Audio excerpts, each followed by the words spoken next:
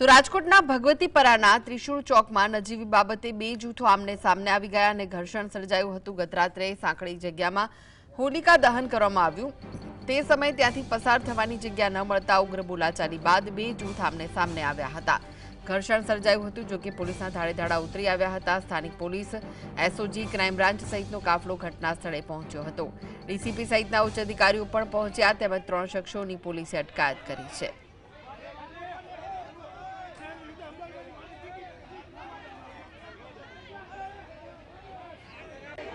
વિસ્તાર જે છે એ સાંકડો વિસ્તાર છે અને જાહેર જગ્યા ઉપર હોળી પ્રગટાવવાનું ચાલી રહ્યું હતું, એટલે એની અંદર ઓલરેડી પૂજા માટે ઘણા બધા લોકો ભેગા થયેલા હતા। એમાં બીજા ધર્મના યુવાનો જે છે ત્યાંથી પસાર થતા હતા, એટલે ઓછી જગ્યા હોવાથી એણે જગ્યા આપવાનું કીધું ને આ બાજુથી જગ્યા નહીં આપી, એટલા માટે સામસામે બોલાચાલી થયેલી છે।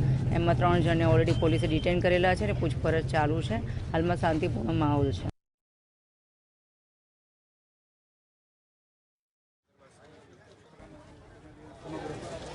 તો વધુ વિગતો માટે જોડાઈ ગયા છે રાજકોટથી સંવાદદાતા લકીરાજસિંહ। લકીરાજ, બે જૂથો વચ્ચે ગઈકાલે રાત્રે ઘર્ષણ સર્જાયું હતું, હાલમાં કેવી પરિસ્થિતિ છે? આપને જણાવી દઉં કે રાજકોટ સહિત સમગ્ર સૌરાષ્ટ્રમાં હિન્દુ સનાતન ધર્મને માનતા તમામ લોકો દ્વારા જે હોલિકા દહનનું આયોજન છે તે કરવામાં આવ્યું હતું। રાજકોટ શહેરમાં પણ અલગ અલગ જે સ્થળો પર આ આયોજન છે તે કરવામાં આવ્યું હતું। ત્યારે ગઈકાલે સાંકડી જે દોડવાનો ક્યાંક ને ક્યાંક ભગવતીપરા વિસ્તારમાં પ્રયાસ છે તે થયો હતો।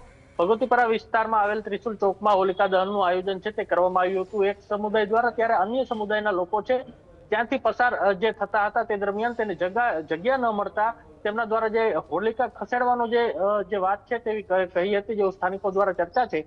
ત્યારબાદ જે ઘર્ષણ છે તે સામે સામે જે યુવાનો છે તે આવી ગયા હતા। સ્થાનિકો દ્વારા બંને જૂથને જે માથાકૂટ ન થવા દેવા માટે જે હટાવાયા હતા, ત્યારે તાત્કાલિક ધોરણે આ સમગ્ર ઘટનાની જાણ થતા પોલીસ છે તે ઘટના સ્થળ ઉપર પહોંચી હતી। જે સ્થાનિક પોલીસ સહિત જે રાજકોટ શહેર crime branch special operation group સહિતની ટીમો છે તેના ધાડે ઉતારી દેવાયા હતા। તો અન્ય જે ઉચ્ચ અધિકારીઓ છે, આઈપીએસ અધિકારીઓ છે તે પણ ઘટના સ્થળ ઉપર પહોંચી ચુક્યા હતા। હાલ સમગ્ર મામલે જે શાંતિનો માહોલ છે ભગવતીપરા વિસ્તારમાં, પરંતુ આ જે કહી શકાય કે 3 જેટલા શખ્સોની પોલીસે અટકાયત કરી છે। હાલ બી ડિવિઝન પોલીસ દ્વારા તેની સમગ્ર મામલે પૂછપરછ કરવામાં આવી રહી છે। હાલ શા માટે માથાકૂટ થઈ તે અંગે જે બી ડિવિઝન પોલીસ દ્વારા જે આરોપીઓની જે અટકાયત કરેલા યુવાનોની સઘન પૂછપરછ છે તે હાલ જે કરવામાં આવી રહી છે। હજુ સુધી જે ફરિયાદ નોંધાય તેવા કોઈ પણ પ્રકારના સમાચાર નથી, પરંતુ સમગ્ર મામલે જે પૂછપરછ કર્યા બાદ જે ફરિયાદ છે તે નોંધાશે।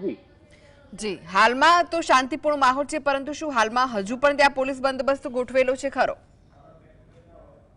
આપને જણાવી દઉં કે હાલમાં પણ જે પોલીસનો જે ગત રાત્રિ જે બંદોબસ્ત છે ત્યાં ગોઠવાઈ ગયો હતો, કોઈ પણ પ્રકારનો અનિચ્છનીય બનાવ ન બને તે માટે।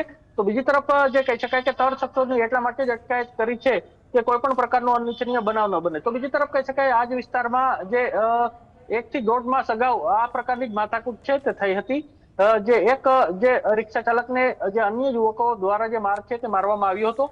આ પણ હિન્દુ મુસ્લિમ જે જૂથ વચ્ચે માથાકૂટનો મામલો છે તે પ્રકારની ચર્ચાઓ છે તે ભગવતીપરા વિસ્તારમાં થઈ હતી। ત્યારબાદ વધુ એક વખત આ પ્રકારનું કૃત્ય છે તે ભગવતીપરા વિસ્તારમાં થયું છે। ત્યારે હવે સમગ્ર મામલો શું છે તે આવનારા સમયમાં ખ્યાલ આવશે ને પોલીસ તપાસમાં વધુ વિગત સામે આવશે।